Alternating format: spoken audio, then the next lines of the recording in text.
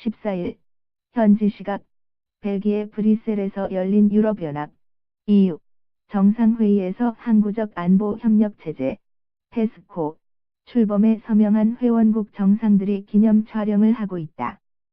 브뤼셀/사인 EPA 연합뉴스 유럽연합 EU 24일 항구적 안보협력체제 페스코를 출범시켰다.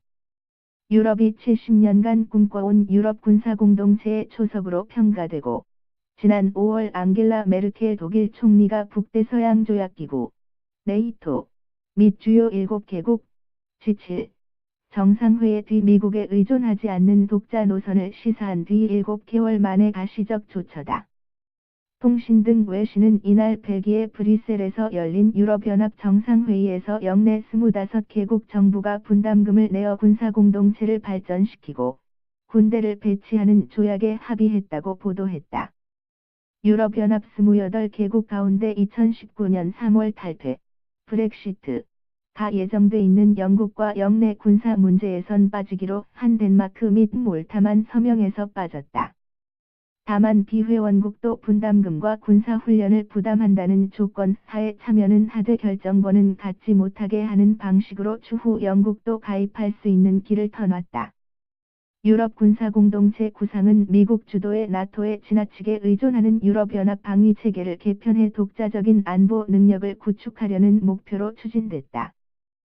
개별 회원국의 분할된 방위 정책으로 인해 발생하는 예산 낭비를 막아보자는 취지도 있다. 도널드 투스크 유럽연합 정상회의 상임의장은 이날 연설에서 그 꿈은 현실과 동떨어져 있었다. 오늘 이 꿈이 현실이 됐다며 우리뿐만 아니라 우리 동맹에도 좋은 소식이고 우리의 적들에게는 나쁜 소식이라고 말했다. 유럽연합 안보협력체제는 멀게는 1950년대부터 시도됐으나 프랑스 의회의 반대에 가로막혔고 이후엔 영국이 반대했다. 가깝게는 1998년 유럽연합이 두 핵무기 보유국 영국과 프랑스가 추진한 앵글로 프렌치 유럽연합 방어 조약이 시초로 평가받는다.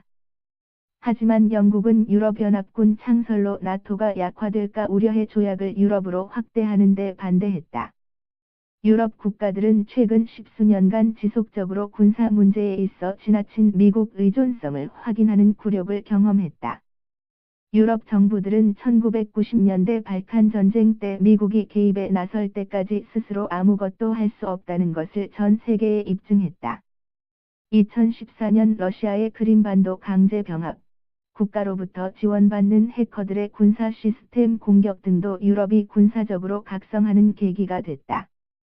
리비아 사태 때는 당시 데이비드 캐머런 영국 총리와 니콜라 사르코지 프랑스 대통령이 주도적으로 가다피 정권 축출을 위한 폭격을 결단했으나 폭탄과 미사일이 동나 결국 미국의 도움을 요청하는 촌극도 벌어졌다.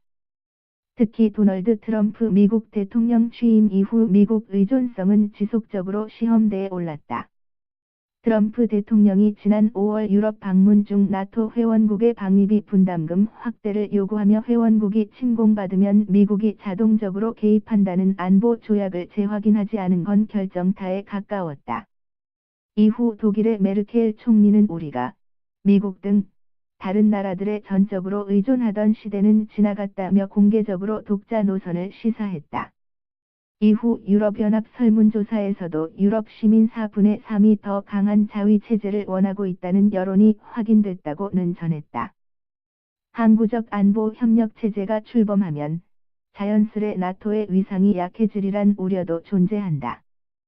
투스크 의장은 오랫동안 항구적 안보협력체제에 반대하는 가장 큰 논란은 나토를 약화시킬 것이라는 두려움이었다면서 오히려 정반대다. 유럽의 강력한 방위 능력은 자연적으로 나토를 강화하는 것이라고 강조했다. 옌스 스톨텐베르크 나토 사무총장은 유럽연합에 좋은 것은 유럽과 나토에도 좋은 것이라고 믿기 때문에 유럽 방어를 강화하는 이니셔티브를 환영한다면서도 유럽연합과 나토가 한 회원국에 서로 충돌하는 요구를 하는 일은 없어야 할 것이라고 강조했다. 전정윤 기자 검 한이.co.kr